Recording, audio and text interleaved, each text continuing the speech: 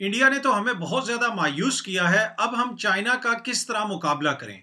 जी, उम्मीद है कि आप सब लोग खैरियत से होंगे। इस वक्त बरतानिया के अंदर G7 कंट्रीज का इजलास जारी है और इस इजलास का सबसे बड़ा एजेंडा यह है कि चाइना को किस तरह काउंटर किया जाए, चाइना का किस तरह मुकाबला किया जाए। उसके अलावा रशिया के हवाले से, रूस के हवाले से भी इस इजलास के अंदर मुशावरत होगी। G7 कंट्रीज के अंदर जिस तरह आपको मालूम है कि अमेरिका है, कनाडा है, जापान है, इटली है, फ्रांस है, जर्मनी है और बरतानिया है। और ये दुनिया की 7 बड़ी मईशतें हैं, 7 बड़ी इकोनॉमीज हैं। अगरचे कि चीन दुनिया की दूसरी बड़ी इकोनॉमी है, लेकिन उसके बावजूद उसको इस ग्रुप का हिस्सा नहीं बनाया गया और 1997 में रशिया को भी इस ग्रुप में शामिल किया गया और ये फिर उस वक्त G8 बन गया। लेकिन जूं जूं रशिया सियासी और फौजी एतबार से मजबूत होता गया, मगरिब को और खुसूसन G7 की ये जो कंट्रीज हैं, इनको रशिया के हवाले से तहफ़्फ़ुज़ात होते रहे और आखिरकार 2014 में रशिया को G7 से निकाल दिया गया, उसकी रुकनीत को मुअत्तल कर दिया गया। अब जिस तरह मैंने आपको पहले भी बताया है कि इस इजलास का सबसे बड़ा एजेंडा यह है कि चाइना को किस तरह काउंटर किया जाए, उनका किस तरह मुकाबला किया जाए।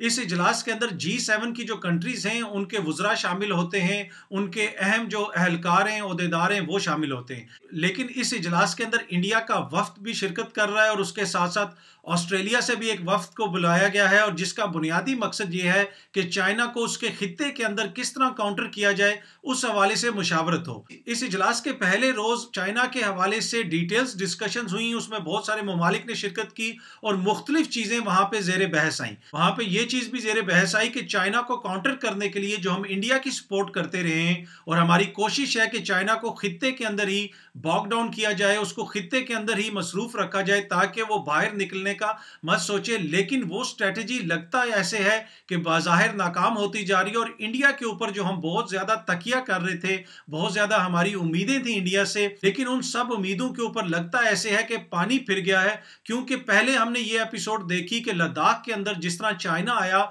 उससे यह तासुर मिला कि इंडिया अभी इस हद तक तैयार नहीं है कि वो चाइना का मुकाबला कर सके। लेकिन उसके बाद अब जो कोरोना की सूरत हाल पैदा हुई है और इस वक्त जो इंडिया के अंदर सूरत हाल है, और हम लोग भी इस वक्त डिस्कस ये कर रहे हैं कि इंडिया को एड किस तरह दी जाए। जी हाँ जी, इंडिया को मेडिकल एड किस तरह दी जाए। और ये जो कोरोना की सूरत हाल इंडिया के अंदर पैदा हुई है, उससे जो इंडिया के हवाले से G7 ममालिक को ये तासुर जाता था कि ये कोई 5 ट्रिलियन की इकोनॉमी है और ये बहुत तेजी से आगे बढ़ रहे हैं और ये चाइना का मुकाबला करेंगे। अब उनको मायूसी हुई है, वो ये खुद कह रहे हैं कि अब हम इनको इमदाद देने की बातें कर रहे हैं, इनको मेडिकल एड भेज रहे हैं, ये चीन का मुकाबला किस तरह करेंगे। उसके अलावा सफारती जराए जब वहां पे मीटिंग्स वगैरह हुई, वहां पे मुशावरत हुई, तो वहां पे ये भी जिक्र आया कि ये जो पोस्ट कोविड दुनिया है, इसमें जियो पॉलिटिक्स भी चेंज हुई हैं। अगर आप इंडिया की बात ले लें तो इंडिया के अंदर 8 करोड़ लोग मजीद, जी हाँ जी 8 करोड़, तकरीबन 75 टू 80 मिलियन लोग मजीद पॉवर्टी लाइन से, सतह गुर्बत से नीचे चले गए हैं, मजीद गरीब हो गए हैं। तो क्या ऐसी कंट्री से हमें ये उम्मीद रखनी चाहिए कि वो चाइना का मुकाबला करने के लिए हमारी मदद करेगी और हम उसे चाइना के मुकाबले में खड़ा करेंगे? और उसके ऊपर सोने पे सुहागा ये हुआ कि इंडिया के जो फॉरेन मिनिस्टर इस वक्त बरतानिया आए हुए हैं, उनके वक्त में शामिल 2 लोगों का कोरोना टेस्ट पॉजिटिव आ गया है और इंडिया के फॉरेन मिनिस्टर को दूसरों से मिलने से रोक दिया गया है और इंडिया के फॉरेन मिनिस्टर इस वक्त सेल्फ आइसोलेशन के अंदर चले गए हैं और उनका मौकिफ अब यह है कि वो वीडियो कॉल्स वगैरह के जरिए इजलास में शिरकत करेंगे। लेकिन बहुत सारी ऐसी मीटिंग्स हैं, बहुत सारी ऐसी सीक्रेट मीटिंग्स हैं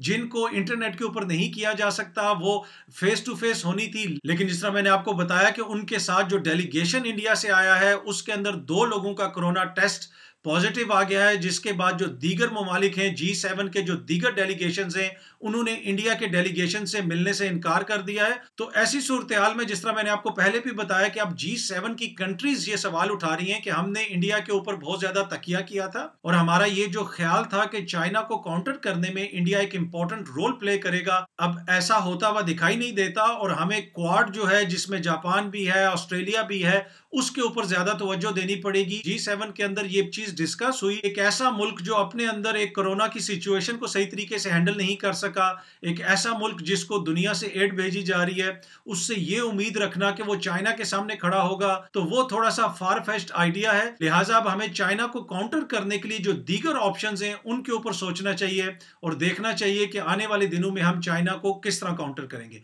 जी, उम्मीद है कि ये वीडियो आप लोगों को पसंद आई होगी। बहुत जल्दी आपसे दोबारा मुलाकात होगी। शुक्रिया।